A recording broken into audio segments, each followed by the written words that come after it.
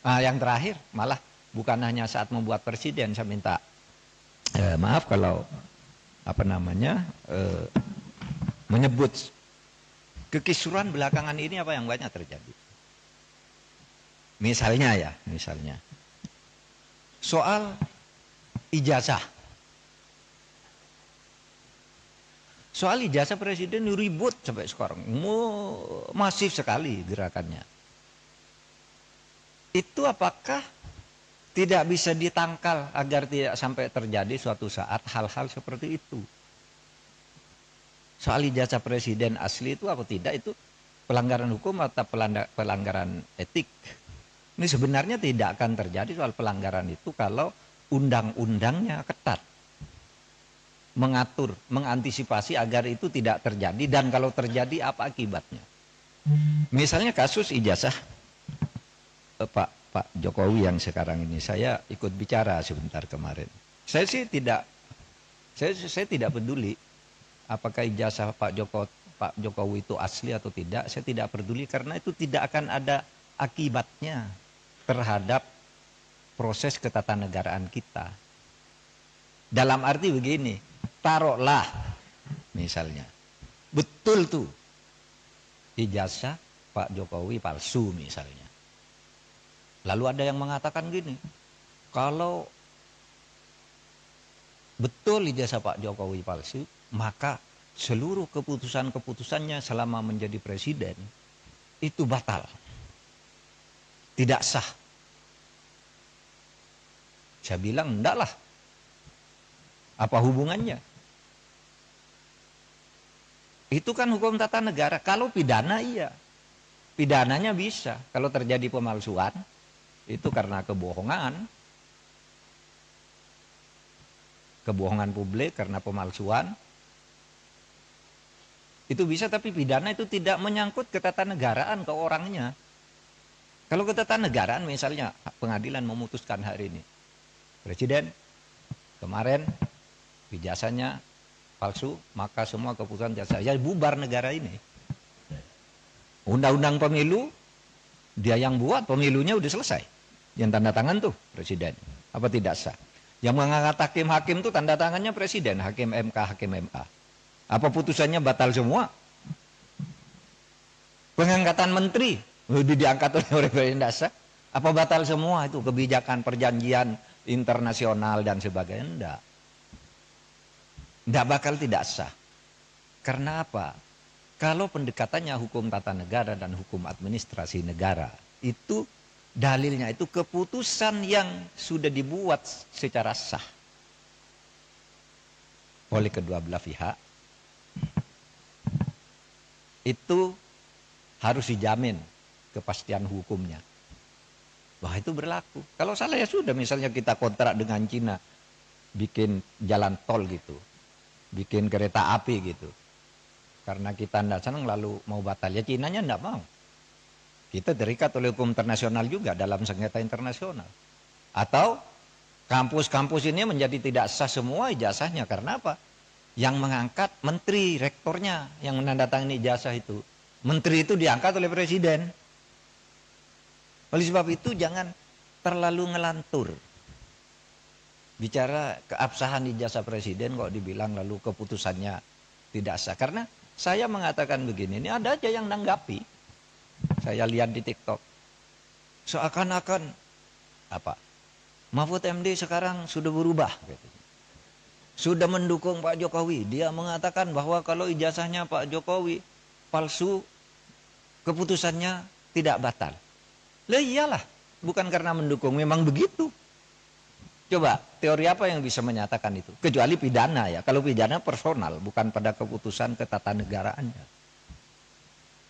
Iya, saya bilang. Yang saya katakan begini, ada yang tanya juga, Pak Mahfud, Anda kok enggak ikut nih? Ikut dalam gerakan menggugat ijazahnya Pak Jokowi. Saya enggak punya kepentingan. Apa? Kepentingan saya enggak ada. Makanya itu ditolak. Ditolak oleh pengadilan tuh bukan karena pengadilannya salah. Gini, mari saya jelaskan.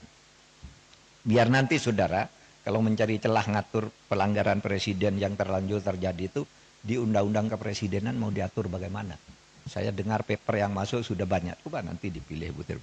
Ya begini, yang gugat ijazahnya Jokowi ini pertama masuk ke gugatan peradilan perdata. Lalu sudahlah, keabsahan ijazah kok digugat ke pengadilan perdata, pengadilan bilang bukan wewenang saya.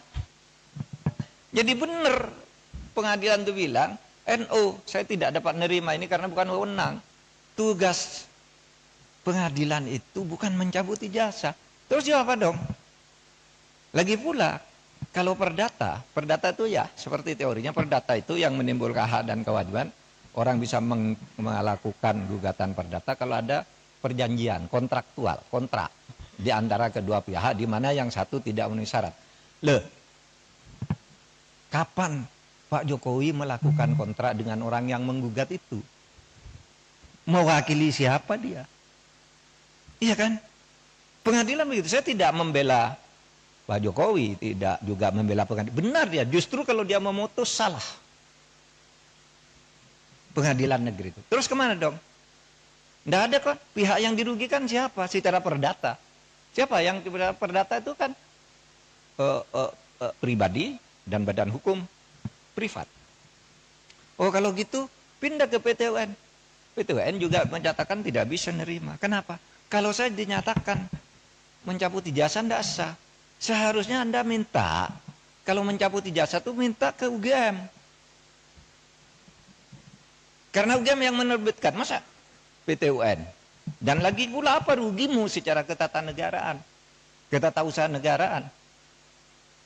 Pencabutan itu minta ke UGM, kamu UGM yang mengeluarkan. Kok saya disuruh menyatakan tidak sah? Kalau Kalimantan suruh nyatakan tidak sah, pasti NO dong. Kalau mungkin minta agar pengadilan memerintahkan UGM untuk mencabut gitu, itu jadi perkara, pihaknya jadi UGM. Maka saya bilang, wah UGM tidak usah melibatkan diri lah, apa buang-buang waktu begitu. Dan orang tidak berwenang juga. Lembaga hukum perdata privat, kelompok orang datang ke UGM memaksa saya meminta lihat ijazahnya Pak Jokowi, tidak bisa. Kalau begitu setiap orang bisa datang ke sana minta melihat ijazahnya Pak Mahfud itu apa. Gitu. Misalnya, saudara nulis nih kayak ini. Profesor Dr. Muhammad Mahfud MD SHSU, benar. Tapi sekarang yang beredar, Profesor Dr. Muhammad Mahfud MD SHSU MIP. Yang di kepres yang terakhir itu ada MIP-nya. Saya tidak pernah mengusulkan nama MIP itu. Tapi saya tahu, kira-kira orang yang membuat kepres ini tahu bahwa saya punya gelar MIP dari UGM. Tetapi MIP itu sudah ditulis di SU itu, karena saya lulus UGM S2 itu. Waktu itu lulus, tahun 87 itu gelar S2 UGM namanya SU, Sarjana Utama. Sesudah itu ganti MA, Magister Artium. Sesudah itu berubah Magister Ilmu Politik, Magister Ilmu Hukum, Magister Ilmu Teknik, kayak gitu-gitu. Sebenarnya SU itu sudah mewakili MIP. Kalau orang lalu minta kemarin cabut saya tidak masang sendiri, saya tidak tahu. Mungkin pada waktu itu yang ngetik kepres saya itu Pak Pratikno, karena saya lulusan di sekolahnya Pak Pratikno atau Pak Ari Bipayana. Nah, sebab itu sekarang saya katakan kalau gitu masuk ke pidana. Nah kalau ke pidana itu kan udah masuk ke pidana, malah yang dihukum orang yang menyebarkan berita bahwa ijazahnya palsu. Dihukum bener, ya dihukum, masuk penjara 2 orang. Karena apa? Dianggap menyebarkan berita bohong. Sekarang masih di penjara, belum keluar. Malah yang punya ijazahnya tidak dipersoalkan. Sekarang jalurnya sudah masuk, tinggal politisnya bisa enggak? Karena yang dilaporkan sekarang, ya, yang dilaporkan sekarang itu adalah pemilik ijazah dan sudah dilaporkan ke Bareskrim. Nah kalau itu arahnya udah tepat, tinggal hukumnya nanti dinilai benar apa tidak. Itu palsu. Nah kalau gitu UGM boleh hadir, dipanggil pengadilan. Kalau cuma didatangi orang, saya minta ijazahnya, saya minta skripsinya untuk apa? Kalau saya enggak boleh. Sudah benar tuh UGM. Gitu. Nah, Download Tribun X sekarang. Menghadirkan lokal menjadi Indonesia.